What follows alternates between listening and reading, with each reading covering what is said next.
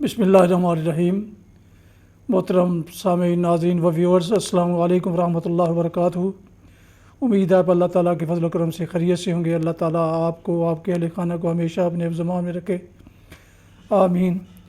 راہ ہدایت و نجات کے سلسلے کا ولاگ القرآن و حدیث آپ کی خدمت میں پیش کرنے جا رہا ہوں اپنے یوٹیوب چینل سے۔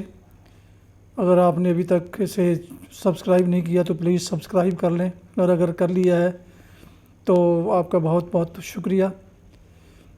تو شروع کرتے ہیں القرآن و حدیث۔ اعوذ باللہ من الشیطان الرجیم، بسم اللہ الرحمن الرحیم۔ الاعراب اشد کفرا و نفاقا و اجدر اللہ یعلم حدود ما انزل اللہ علی رسولہ واللہ علیم حکیم۔ ومن الاعراب من یتخذ ما ينفق مغرما ویتربص بکم الدوائر علیہم دائرۃ السوء واللہ سمیع علیم۔ صدق اللہ العظیم۔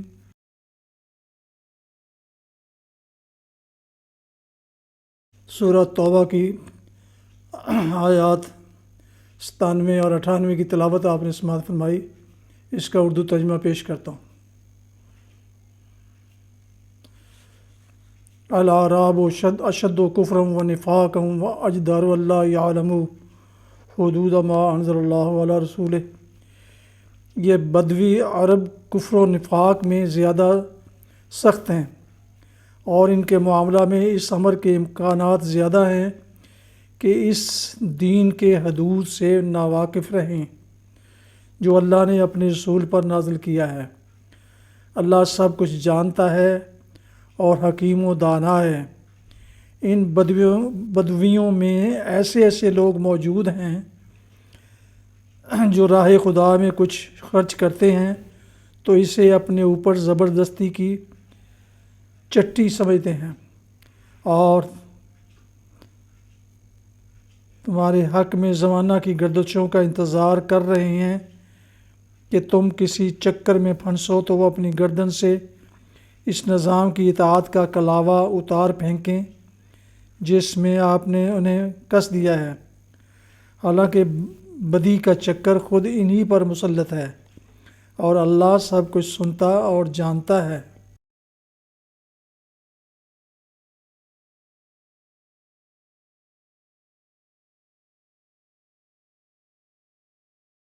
تلاوت کی گئی آیات مبارکہ کی تفسیر۔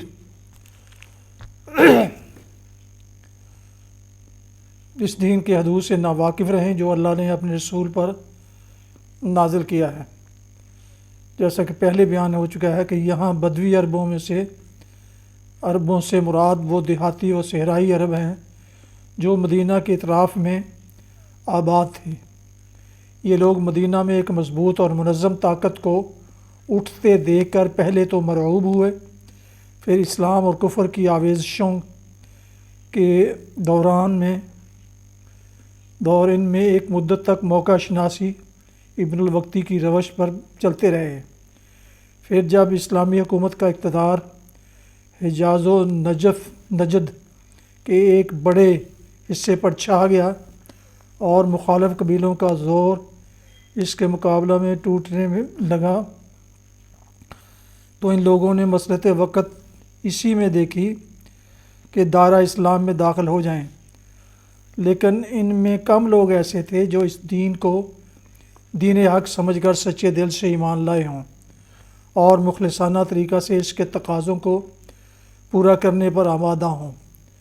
بیشتر بدویوں کے لیے قبول اسلام کی حیثیت ایمان و اعتقاد کی نہیں بلکہ محض مصلحت اور پالیسی کی تھی۔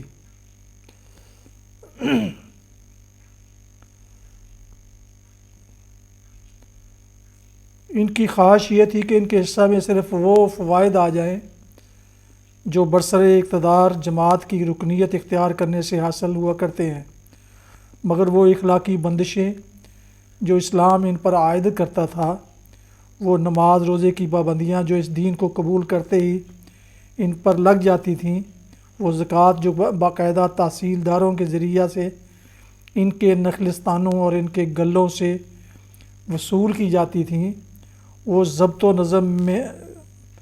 نظم جس کے شکنجے میں وہ اپنی تاریخ میں پہلی مرتبہ کسے گئے تھے، وہ جان و مال کی قربانیاں جو لوٹ مار کی لڑائیوں میں نہیں بلکہ خالص راہ خدا کے جہاد میں آئے دن ان سے طلب کی جا رہی تھیں، یہ ساری چیزیں ان کو شدت کے ساتھ ناگوار تھیں، اور وہ ان سے پیچھا چھڑانے کے لیے ہر طرح کی چال بازیاں اور بہانہ سازیاں کرتے رہتے تھے۔ ان کو اس سے کچھ بحث نہ تھی کہ حق کیا ہے، اور ان کی اور تمام انسانوں کی حقیقی فلاح کس چیز میں ہے۔ انہیں جو کچھ بھی دلچسپی تھی وہ اپنے معاشی مفاد، اپنی آسائش، اپنی زمینوں، اپنے اونٹوں اور بکریوں اور اپنے خیمے کے آس پاس کی محدود دنیا سے تھی۔ اس سے بالا تر کسی چیز کے ساتھ وہ اس طرح کی عقیدت تو رکھ سکتے تھے جیسے پیروں اور فقیروں سے رکھی جاتی ہیں کہ یہ ان کے آگے نظر و نیاز پیش کریں، اور وہ اس کے عوض ترقی، روزگار اور آفات سے تحفظ اور ایسی ہی دوسری اغراض کے لیے ان کو تعویذ گنڈے دیں اور ان کے لیے دعائیں کریں، لیکن ایسے ایمان و اعتقاد کے لیے وہ تیار نہ تھے جو ان کی پوری تمدنی، معاشی اور معاشرتی زندگی کو اخلاق اور قانون کے ضابطہ میں کس دے، اور مزید برآں ایک عالمگیر اصلاحی مشن کے لیے ان سے جان و مال کی قربانیوں کا بھی مطالبہ کرے۔ ان کی اسی حالت کو یہاں اس طرح بیان کیا گیا ہے کہ شہریوں کی بنسبت یہ دیہاتی و صحرائی لوگ زیادہ منافقانہ رویہ رکھتے ہیں، اور حق سے انکار کی کیفیت ان کے اندر زیادہ پائی جاتی ہے۔ پھر اس کی وجہ بھی بتا دی ہے کہ شہری لوگ تو اہل علم اور اہل حق کی صحبت سے مستفید ہو کر کچھ دین کو اور اس کی حدود کو جان بھی لیتے ہیں، مگر یہ بدوی چونکہ ساری عمر بالکل ایک معاشی حیوان کی طرح شب و روز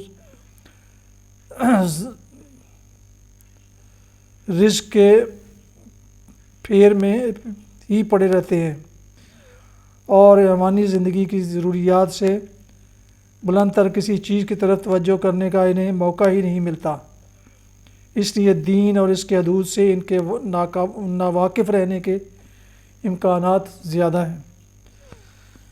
یہاں اس حقیقت کی طرف بھی اشارہ کر دینا غیر موضوع نہ ہوگا کہ ان آیات کے نزول سے تقریباً 2 سال بعد حضرت ابوبکر رضی اللہ عنہ کی خلافت کے ابتدائی عہد میں ارتداد اور منع زکوٰۃ کا جو طوفان برپا ہوا تھا اس کے اسباب میں ایک بڑا سبب یہی تھا جس کا ذکر ان آیات میں کیا گیا ہے۔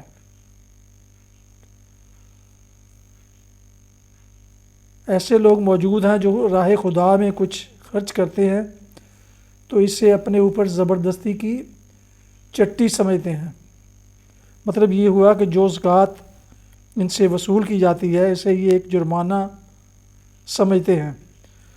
مسافروں کی ضیافت و مہمانداری جو حق ان پر عائد کیا گیا ہے وہ ان کو بری طرح کھلتا ہے، اور اگر کسی جنگ کے موقع پر یہ کوئی چندہ دیتے ہیں تو اپنے دلی جذبہ سے رضائے الہی کی خاطر نہیں دیتے بلکہ بادل نخواستہ اپنی وفاداری کا یقین دلانے کے لیے دیتے ہیں۔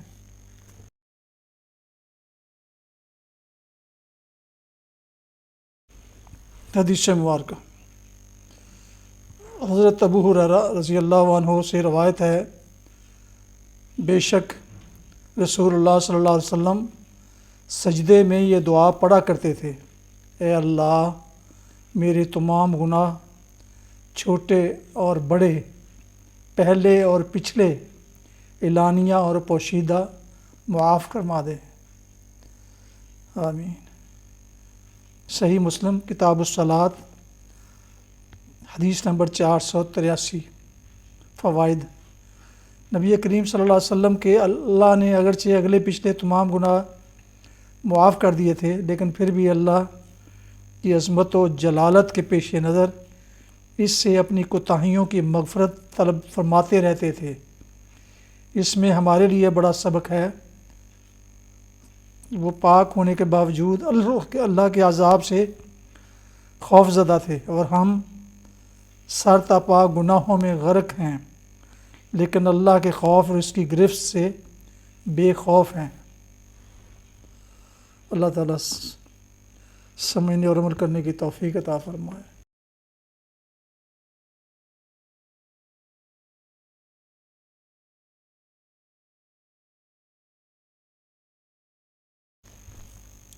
اللہ تعالیٰ کے حضور یہ دعا کرتا ہوں، سبحان اللہ العظیم و بحمدہ، جو تلاش کر لے گا پا لے گا، یعنی دروازہ ضرور کھٹکھٹانا ضرور ملے گا۔ مایوس نہ ہونا۔ اللہ کریم نے انسانوں کو، اپنے چاہنے والوں کو، اپنے ماننے والوں کو بڑی آسانیوں کا وعدہ فرمایا ہے۔ صرف ایک شرط یہ ہے کہ متلاشی تلاش نہ چھوڑے، منزل حاصل ہو کر رہے گی۔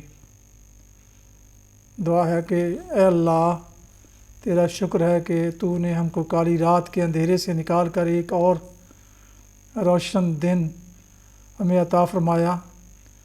مولا، تو بڑا رحیم و کریم ہے۔